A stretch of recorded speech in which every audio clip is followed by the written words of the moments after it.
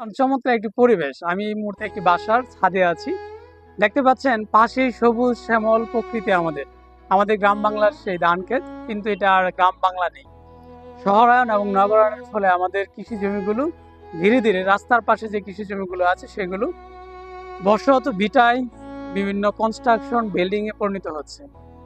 তো এটি সিটি কর্পোরেশনের ময়মনসিংহ সিটি কর্পোরেশনের পাশেই একটি গ্রাম, কিন্তু সিটি কর্পোরেশনের ভিতরে পড়েছে এবং আস্তে আস্তে এটি দেখতে পাচ্ছি অনেক বড় বড় বিল্ডিং হচ্ছে এবং এদিকে অনেক বিল্ডিং আছে।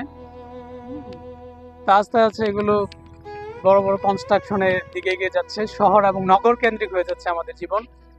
তো এই ভিডিওটি এই জন্য চমৎকার বললাম যে একই সাথে এখানে এবং শহর নগর এবং গ্রাম সবকিছুর সম্মিলন ঘটবে এই ভিডিওটিতে। আমরা এই যে ধান ক্ষেত দেখতে পাচ্ছি, নিচে দেখতে পাচ্ছি যে খড় নাড়া আছে, ধান নাড়া আছে। বৃষ্টিতে আসলে কৃষকের হাসি অনেকটাই ম্লান হয়ে গেছে, কৃষকের সে হাসি এখন আর নেই। তো আমরা এই ভিডিওটিতে আজকে মূলত আমি এসেছিলাম এই যে বাসার ছাদ বাগানটি দেখতে। দেখেন, আমি আপনাদেরকে দেখানোর জন্য যে এইগুলো আর তুলি নেই, উনি দেখেন টবগুলোকে সব বাঁকা করে রেখে দিয়েছে, কারণ গত রাতে বৃষ্টি হয়েছিল, সেই বৃষ্টিতে এগুলো সব ডুবে গিয়েছিল, তিনি বাঁকা করে ফেলে দিয়েছেন। এখন পানি পড়ে দিনের বেলা শুকিয়েছে। তো এই জন্য যারা ছাদ বাগান করবেন তাদেরকে একটি বিশেষ নির্দেশনা এখানে এই যে অবশ্যই টব ছিদ্রি করতে হবে। টবের মধ্যে দেখবেন নিচে মার্ক করা থাকে গোল গোল, যেই জায়গা ঢুকে আসলে ছিদ্রি করতে হবে ওইটুকু পানি নিষ্কাশনের জন্য, পানি যাওয়ার জন্য টপের নিচে ছিদ্রিটা করতে হবে এবং ওই ছিদ্রির উপরে 4-5টা পাথর দিবেন অথবা জালি জাতীয় অন্য কোনো কিছু। অনেক সময় প্লাস্টিক বোতল কেটে ওর উপরে দিয়ে তারপর মাটি দিলেও কাজটা চলে যায়, তাহলে পানি অটোমেটিক্যালি নিচটা চুষে যেত। যাই হোক, আমি একটি ছাদ বাগান দেখতে আসছি, আপনাদেরকেও সেটা দেখাচ্ছি এবং একই সাথে ছাদ বাগানের কিছু নির্দেশনা বলে দিলাম। এখানে যে ক্যারেটগুলো আছে এই ক্যারেটগুলোতে সহজেই সবজি চাষ করা যায় এবং পানি সহজেই নিষ্কাশিত হয়। এখন ঘটনা হচ্ছে এই পানি নিষ্কাশিত হওয়ার সময় আবার মাটিও চলে যেতে পারে, সেজন্য নিচে পলিথিন পেপার বিছিয়ে তারপর এটা রাখতে পারেন, যে যদি মাটি পড়ে সেটা পলিথিন উপরে পড়বে, ছাদের কোনো ক্ষতি হবে না। তো আমরা যেই বাসাটি দেখতে পাচ্ছি আমার কাছে খুব ভালো লেগেছে, 4-5টা এরকম খোলামেলা একটি বাসা, চমৎকার। তো পাশে কিন্তু আস্তে আস্তে সব বিল্ডিং হয়ে যাচ্ছে দেখতে পাচ্ছেন। তো এখানে যে গাছগুলো আছে, এই যে লেবু গাছ আছে, ওই পাশে আরো আছে। আমি যেটুকু দাঁড়িয়ে দেখাচ্ছি এটুকু না, কিন্তু ওই পাশে কিন্তু আরো অনেক জায়গা আছে, ওই পাশে আরো অনেক গাছ। বাগান বিলাস আমাদের খুব পরিচিত কমন একটি গাছ এবং বাগান বিলাস যখন বড় হয়ে যায় তখন অনেক বড় হয়, ঝোপঝাড় হয়, কিন্তু দেখতে খুব সুন্দর লাগে। কিন্তু ছেটে চাইলে এটাকে বিভিন্ন ধরনের রূপ দেওয়া যায়। তো এখানে এটি নতুন শুরু হয়েছে, নতুন বাসা আস্তে আস্তে হবে। তো এখানে অলকানন্দা আছে, এপাশে আর অনেক গাছ আছে। আমি আর ভিডিও বড় করব না, শুধু আপনারা একটু দেখে নেন। সুন্দর। আমাদের নয়নতারা তো একা একাই হয়, যেখানে পড়ে সেখানেই হয়।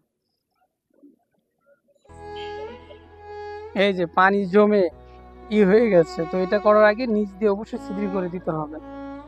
এখানে লেবু আছে, লেবু গাছ। আসলে ছাদ আর ছাদ বাগান এটা একটা শখের ব্যাপার। ছাদ হবে এবং ছাদের একটা বাগান থাকবে এবং ওই বাগানে চেয়ার টেবিল থাকবে, বসে পত্রিকা পড়ার জন্য, আড্ডা দেওয়ার জন্য, চা খাওয়ার জন্য।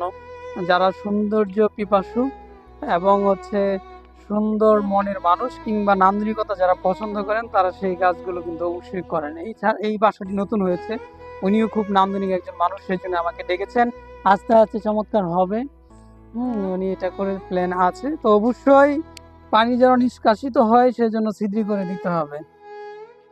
সবগুলো গাছে এরকম ভাবে এখানে পড়ে গেছে। যাক, অনেক বড় একটি পেয়ারা গাছ আছে। এই পাশটা যদি একটু দেখি,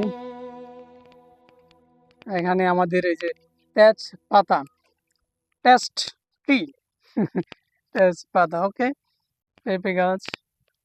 আর বাকিগুলো পরিচর্যা নিয়ে, আসলে বাসায় লোক জনবল কম, একা একা উনি কাজ করে হাঁপিয়ে যান, কৃষি কাজ আছে, সবকিছু মিলে তারপর নতুন যেহেতু এটা হবে আরো চমৎকার ভাবে।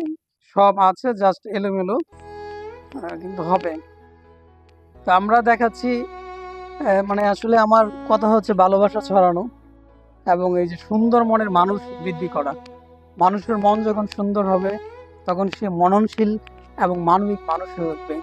আর মানবিক মানুষ হচ্ছে দেশপ্রেমের প্রথম শর্ত। যখন একটি মানুষ দেশপ্রেমিক হয়ে উঠবে, মানবিক মানুষ হয়ে উঠবে, তার দ্বারা সমাজের অসৎ উপায়, দুর্নীতি এবং রাহাজানি ঘটবে না বললেই চলে। সমাজ সুন্দর হয়ে উঠবে। তো চমৎকার, আমার কাছে খুব ভালো লাগলো এবং এই দৃশ্যটি সবচেয়ে সুন্দর আজকের এই ভিডিওর, দারুণ। তো সবাই ভালো থাকুন, সাথে থাকুন এবং সুন্দর মননশীল মানুষ হয়ে উঠুন, মানবিক মানুষ হয়ে উঠুন। মানবিক সামাজিক কাজে সবাই সবার পাশে এগিয়ে যাবেন সে প্রত্যাশা নিয়ে আজ এখানেই শেষ করছি। আল্লাহ হাফিজ।